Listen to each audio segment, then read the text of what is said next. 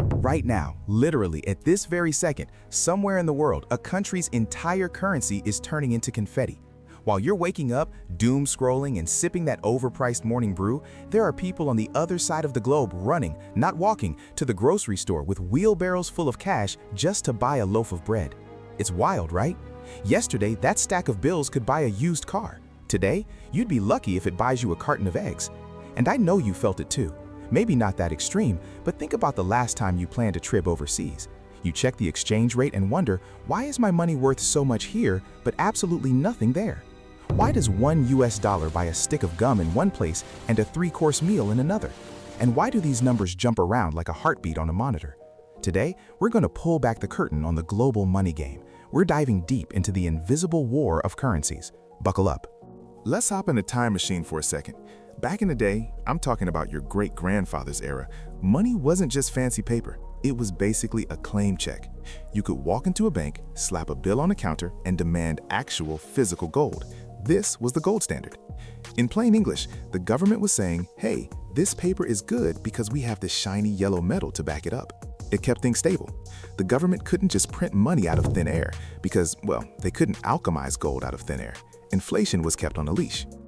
But then the world got complicated. Wars happened. Economies exploded in size. Governments realized, wait, we need to spend massive amounts of cash to fight wars or bail out the economy, but we don't have enough gold in the vault. They were handcuffed. So around the 1970s, the world collectively said, scrap the gold. We switched to what geeks call the fiat system. Now, fiat sounds fancy, but it basically translates to because I said so. Money has value today solely because the government declares it does. And this is the kicker, because we trust that it does. It's like the Tinkerbell effect. It only works if everyone believes in it. Some skeptics call this fake money. And honestly, they're not entirely wrong. That $100 bill in your wallet? It's just cotton and linen blend. But because you trust Uncle Sam, and the barista trusts Uncle Sam, you get your coffee. The value of money today is purely a popularity contest. It's supply and demand. If investors love a country's economy, they buy the currency and it goes up.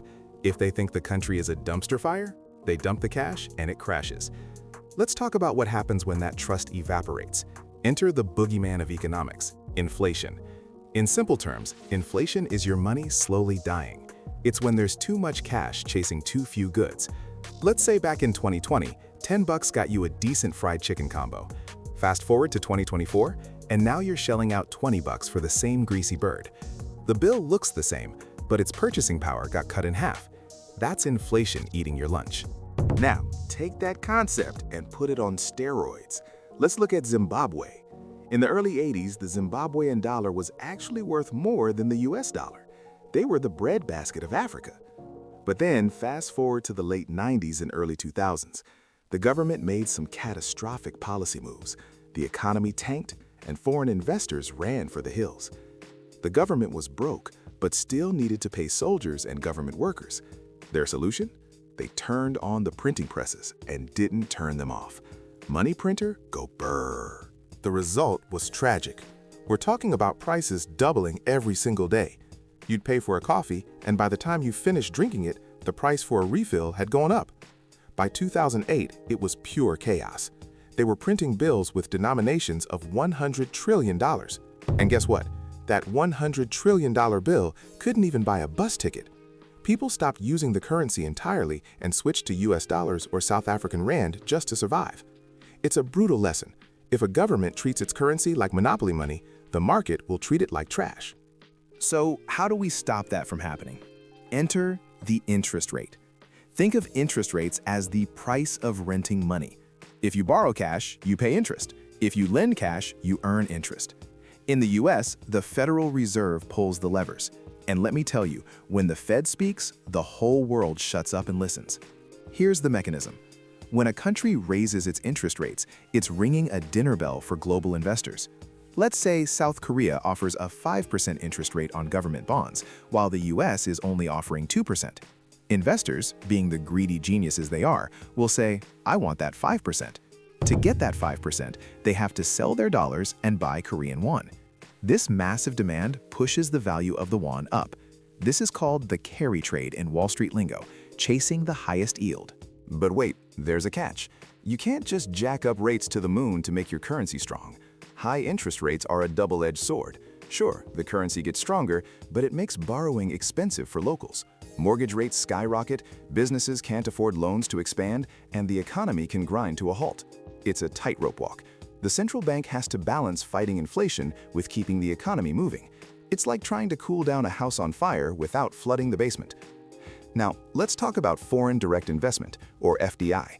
Remember when China opened its doors in the 80s? Every major company, Apple, Nike, VW, rushed in. To build factories and pay workers in China, they needed Chinese yuan.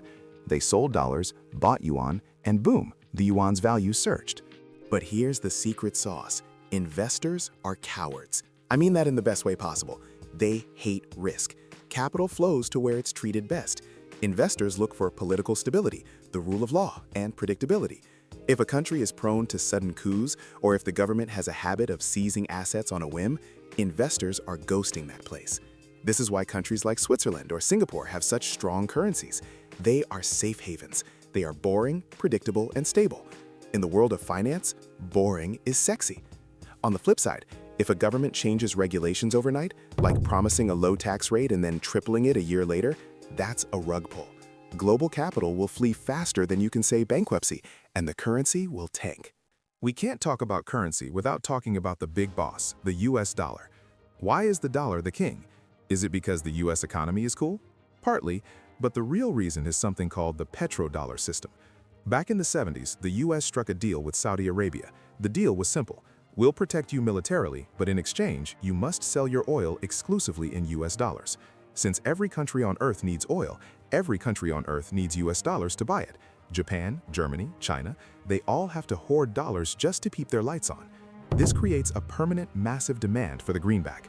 It gave the US an insane privilege. We can run massive trade deficits, print money, and borrow cheaply because the world has to absorb our dollars.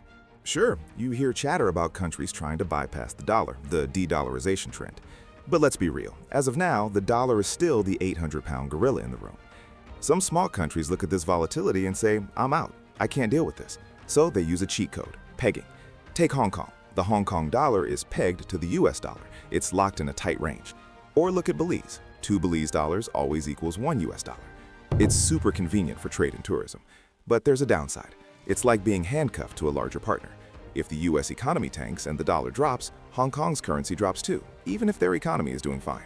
And then there's the euro, the ultimate experiment. 20-ish countries sharing one wallet. Great for travel, right? But it's a nightmare when things go wrong. Remember the Greek debt crisis? Greece was broke and needed to devalue its currency to recover, but they couldn't because they used the euro. They were stuck. It showed the flaw of a single currency. You can share a credit card, but if one sibling goes on a spending spree, the whole family goes into debt. Here's a counterintuitive question. Is a strong currency always a good thing? If you're a tourist going to Europe, yes, a strong dollar makes you feel rich. But if you're a CEO exporting cars or microchips, a strong currency is a nightmare. Look at Japan or South Korea. They survive on exports. If the Korean won gets too strong, a Samsung phone becomes more expensive for Americans to buy. Americans might switch to an iPhone or a Chinese brand. Sales drop, profits tank. That's why you sometimes see currency wars. Countries like China have been accused of intentionally keeping their currency weak to make their exports cheap and attractive.